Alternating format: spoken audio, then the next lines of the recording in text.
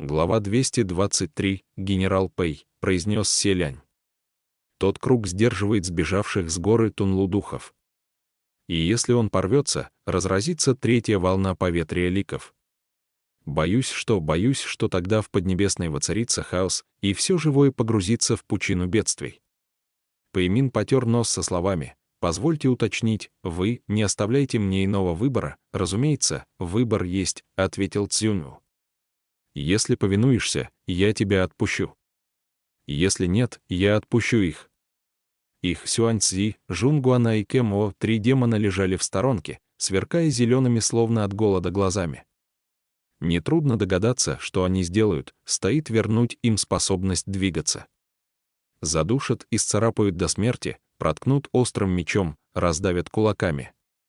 Можно выбрать что-то одно, а можно все разом. «Сяо Пэй ведь тоже здесь», — продолжил Цзюню. «Думаю, ты весьма ценишь своего потомка. Все-таки ради его защиты ты скрыл факт заманивания людей в крепость Баньюэ, даже пытался отстранить других от расследования». Жунгуан при этих словах снова зашелся праведным гневом и принялся бранить Пэймина, что тот позабыл о дружеской верности, что ему какой-то прапраправнук дороже собрата. Сюаньцзи тоже обиженно взвизгивала о чем-то. Пэймин, терпя демонические звуки, от которых раскалывалась голова, долго размышлял, после чего вздохнул. «Вы не могли бы дать мне время все обдумать? Мое терпение не безгранично, я не собираюсь давать тебе слишком много времени». В тот же миг на лицах трех демонов отразилась радость, они могли двигаться. И тут же бросились на врага.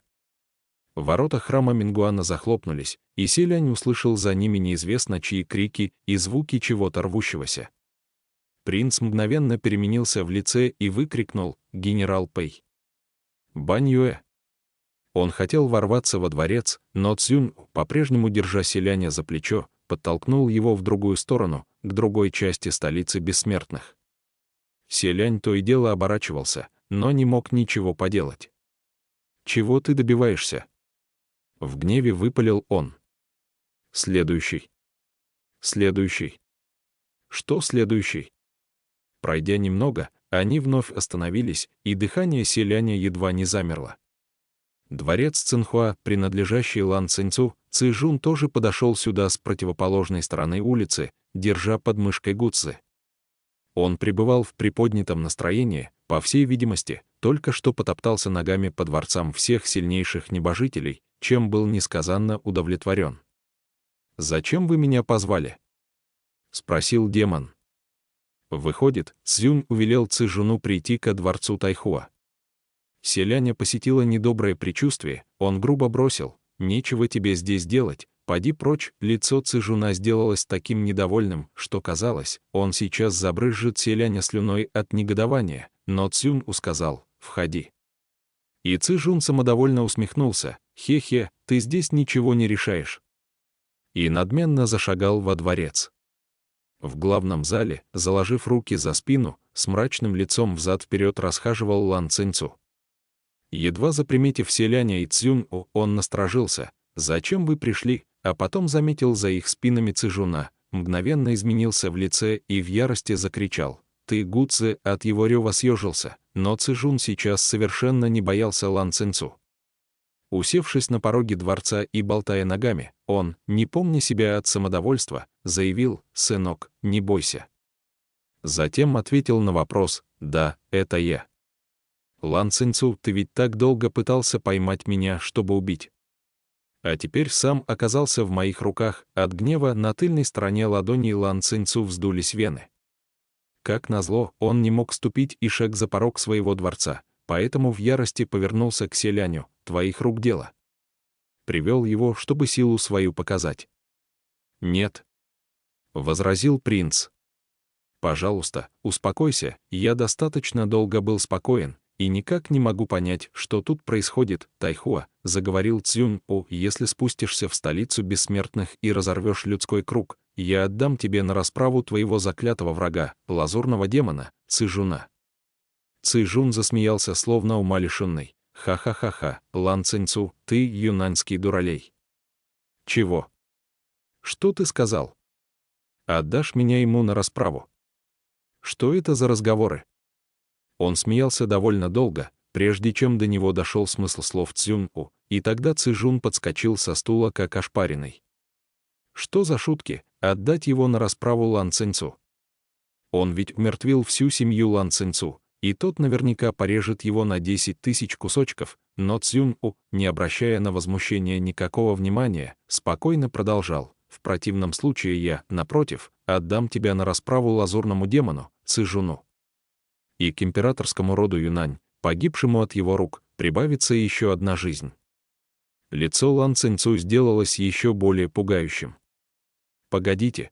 — завопил Цзэжун. Селянь же, наконец, не смог этого выносить. «Ты сошел с ума. Почему ты ставишь их перед таким выбором? Что ты, в конце концов, хочешь мне этим показать?» Лан Цинцу все это время преследовал Цзэжуна, желая его убить, а с характером самого Цзэжуна, появись у него возможность расправиться с Лан Цинцу, он, разумеется, не упустит шанса. Но при этом принц нисколько не хотел знать, что произойдет, если Лан Цинцу и впрямь выполнит условия Цзюньпу, если не хочешь ставить их перед выбором, займи их место. Что, Синьлэ, ведь это все последствия твоего упрямства. Если бы ты с самого начала поступал так, как я тебе велел, им бы не пришлось оказаться перед выбором. От злости у принца задрожал голос. По твоим словам, выходит, что это еще и я виноват. Зачем тебе непременно понадобилось заставлять меня все это делать? Ненавидишь меня? Но одна лишь ненависть бесполезна. Если у тебя найдутся силы, ты можешь меня повергнуть. Но найдутся ли? Селянь стиснул кулаки до хруста. Цзюньпу продолжал: у теперешнего тебя, конечно, не найдутся. Но стоит тебе разорвать тот круг, возможно, ты обретешь достаточно сил. Поскольку в этом случае я помогу тебе снять обе проклятые канги. 2 проклятые канги сковывали принца более 800 лет. Что же произойдет, если от них избавиться? Цзэжун настороженно наблюдал за собравшимися во дворце Тайхуа, опасаясь, что в следующий миг Лан Цинцу согласится разорвать круг людей, и Цзюньпу тут же бросит демона на растерзание небожителю. А взгляд самого Лан Цинцу то и дело перемещался от Селяня к Цзэжуну и обратно. Неожиданно рука Цзюньпу, лежавшая на плече принца, ослабла. Селянь, удивленно застыв на миг, резко обернулся. На его глазах Цзюньпу с бесстрастным лицом опустил голову, внимательно оглядывая приставленный к его шее изогнутый клинок.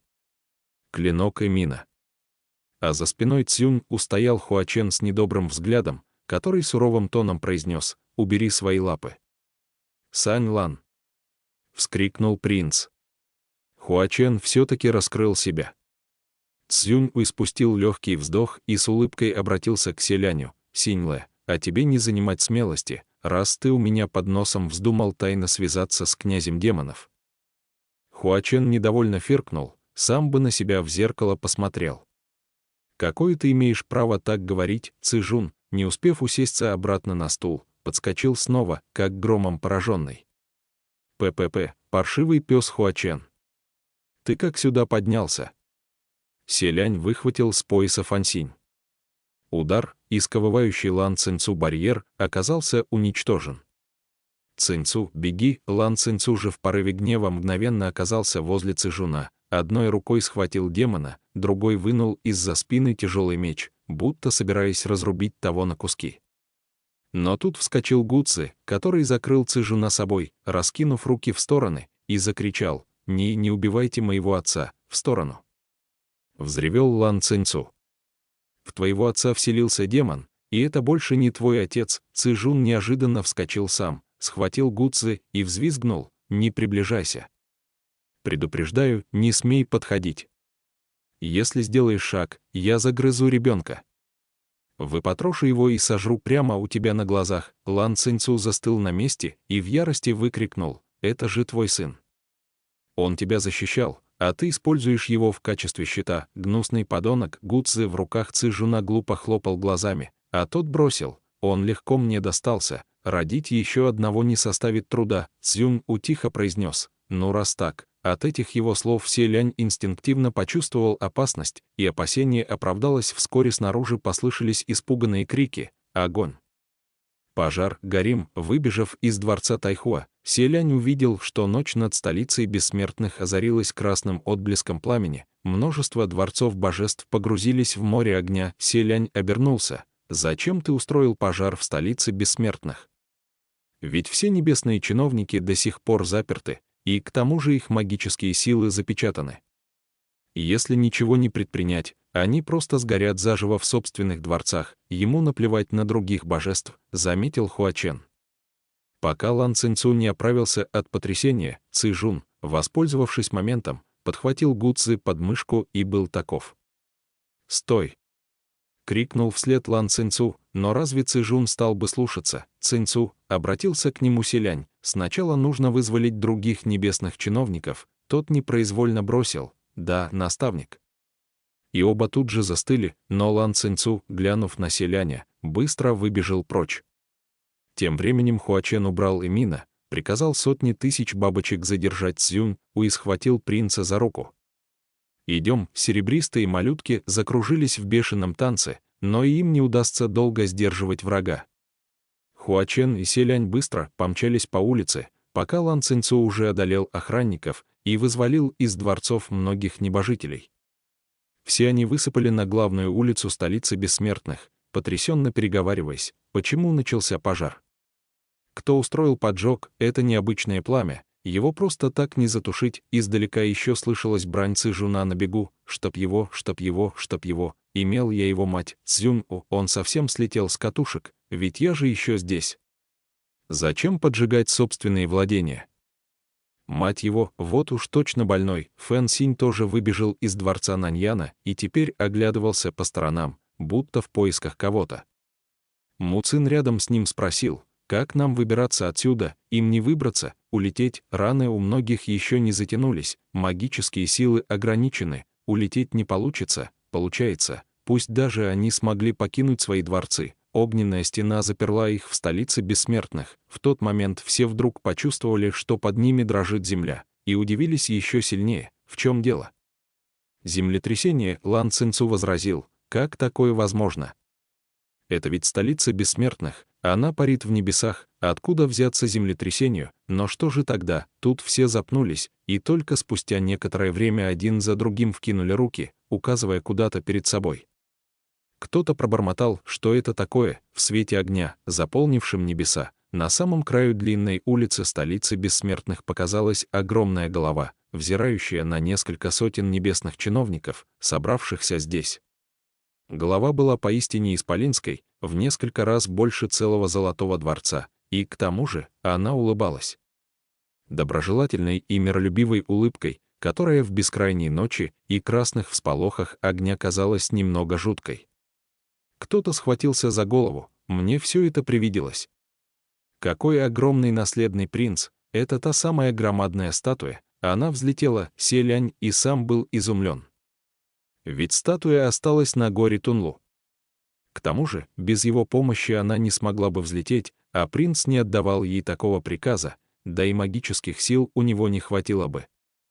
Так как же изваянию удалось подняться в небо? Присмотревшись снова, принц разглядел, что во тьме ночи огромную статую окружает яркое сияние, блестящее мелкими искрами. Оказалось, что это сияние исходит вовсе не от самого изваяния, а от миллионов бабочек, а также от парящих вокруг него фонарей. Это серебристые бабочки и фонари негасимого света в целости и сохранности подняли статую на небеса,